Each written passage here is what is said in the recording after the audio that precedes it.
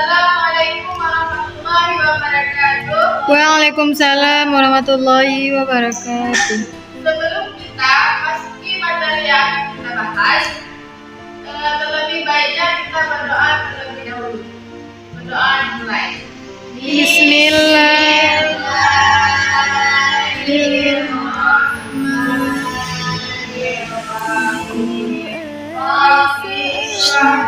Sadri wa yassirli amri wahlul 'uqdatam min lisani yafqahu qawli. Apa kabar anak? Baik, Bu. Bagi kedua, tolong jadwal yang terakhir nanti kasih ibu ya. Sekarang kita akan memasuki materi yang akan kita bahas, yaitu kebenaran penurunan Al-Quran. Udah tahu apa itu Al-Quran? Tahu. Apa itu Al-Quran? Kitab suci. Ya, Al-Quran adalah kitab suci yang diturunkan oleh Allah Subhanahu wa Ta'ala kepada Nabi kita, yaitu Nabi Muhammad Sallallahu Alaihi Wasallam. Nah, sekarang kita akan membahas yaitu yang pertama, pengertian turunnya Al-Quran. Secara majazi, turunnya Al-Quran diartikan sebagai pemberitahuan dengan cara dan saran yang dikehendaki Allah Subhanahu wa Ta'ala, sehingga dapat diketahui oleh para malaikat di lauh mahfuz dan oleh Nabi Muhammad Sallallahu Alaihi Wasallam di dalam hatinya yang suci. Al-Quran diturunkan dalam waktu 22 tahun, 2 bulan, 22 hari, yaitu dari malam 17 Ramadan tahun 41 dari kelahiran Nabi sampai 9 Zulhijjah Haji Wada tahun 63 dan kelahiran Nabi 6 tahun Hijriah. Nah, adapun tentang kaifiat turunnya Al-Quran itu menjadi perbedaan antara para ulama. Dalam hal ini ada 3 pendapat. Yang pertama adalah Al-Quran diturunkan ke langit dunia pada malam Al-Qadar sekaligus lengkap dari awal sampai akhir. Kemudian diturunkan berangsur-angsur. Adapun tentang kaifiat turunnya Al-Quran itu terjadi perbedaan antara para ulama. Dalam hal ini ada 3 pasal, yaitu atau 3 pendapat, yaitu Al-Quran itu diturunkan ke langit dunia pada malam Al-Qadar sekaligus lengkap dari awal sampai akhir. Kemudian diturunkan berangsur-angsur, sesudah itu dalam tempo 20 tahun atau 23 tahun atau 25 tahun. Berdasarkan pada perbedaan yang terjadi tentang berapa lama Nabi berpikir di Mekah sesudah beliau diangkat jadi rasul. Pendapat ini berpegang pada riwayat At-Tabari dari Ibnu Abbas. Beliau berkata, diturunkan Al-Quran dalam Lailatul Qadar dalam bulan Ramadan di langit. Yang kedua adalah Al-Quran itu diturunkan ke langit dunia sebanyak 20 kali. Lailatul Qadar dalam 20 tahun atau 23 tahun. Lailatul Qadar dalam 23 tahun atau 25 kali. Lailatul Qadar dalam 25 tahun. Yang ketiga adalah Al-Quran itu permulaan turunnya ialah di malam Al-Qadar.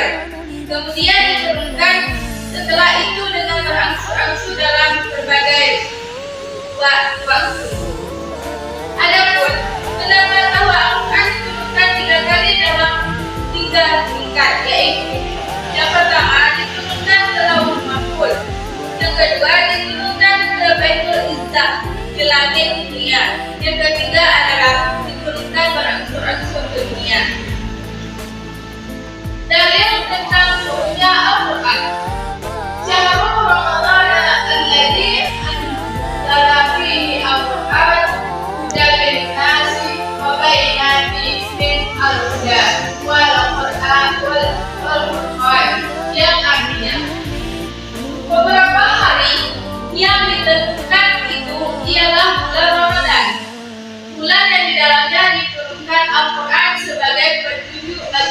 manusia. Dan penjelasan mengenai petunjuk itu dan berbeda antara yang hak dan yang batil. Dalam ayat tersebut Allah dengan jelas menyebutkan bahwa Al-Quran turun pada bulan Ramadan. Nah, yang kedua atau yang B yang beda adalah pengertian penulisan Al-Quran. Penulisan Al-Quran adalah proses penulisan Al-Quran dari wahyu yang diterima Nabi Muhammad SAW sehingga selesai menggunakan dalam sebuah tulisan berupa mushaf kitab berdiri pada zaman Khalifah Utsman bin Affan. Nah, penulisan dan pengumpulan Al-Quran ini melewati 3 fase. Yang pertama yaitu zaman Nabi. Zaman yang kedua adalah zaman sahabat Abu Bakar dan yang ketiga adalah zaman Utsman. Yang disebut zaman Nabi yaitu tahap pertama adalah zaman Nabi Muhammad SAW, di mana pada tahap ini hafalan para sahabat lebih banyak berkurang daripada tulisan-tulisan yang masih terbesar. Jadi maksud para sahabat lebih banyak berperan, hafalan para sahabat lebih banyak berperan, maka siapa saja di antara para sahabat yang mendengar satu ayat, maka akan langsung menghafalnya dan menuliskannya dengan secara seadanya di pelepah kurma, potongan kulit, permukaan batu cadar, atau tulang pelikat unta. Jumlah penghafal Al-Quran sangatlah banyak. Yang kedua yaitu zaman sahabat Abu Bakar. Pada zaman ini terjadi banyak peperangan yang mengakibatkan banyak para sahabat penghafal Al-Quran meninggal dunia. Di antara para sahabat pilihan penghafal Al-Quran yang tinggal pada perang Yamamah adalah Salim, bekas budak Abu Huzaifah, di mana Rasulullah SAW pernah memerintahkan para sahabat untuk mengambil pelajaran Al-Quran darinya. Maka Abu Bakar radhiyallahu anhu memerintahkan untuk mengumpulkan Al-Quran agar tidak hilang. Seusai dengan perang Yamamah, sahabat Umar bin Khattab menyampaikan perintahkan kepada Abu Bakar untuk menulis ulang dan mengumpulkan catatan Al-Quran yang masih terpisah-pisah. Namun Abu Bakar menolaknya. Ia tidak ingin melakukannya karena takut dosa, sehingga umat terus-menerus mengungkapkan pandangannya. Akhirnya Allah SWT membukakan pintu hati Abu Bakar untuk hal itu. Ia lalu memanggil Zaid bin Thabit dan memerintahkannya untuk menuliskan ulang catatan Al-Quran dalam sebuah mushaf. Sehingga mushaf tersebut berada di tangan Abu Bakar hingga dia kemudian dipegang oleh Umar hingga wafatnya, dan kemudian dia dipegang oleh Hafsah binti Umar. Yang ketiga adalah sahabat Utsman. Periode ini adalah periode ketiga proses pengumpulan dan penulisan Al-Quran.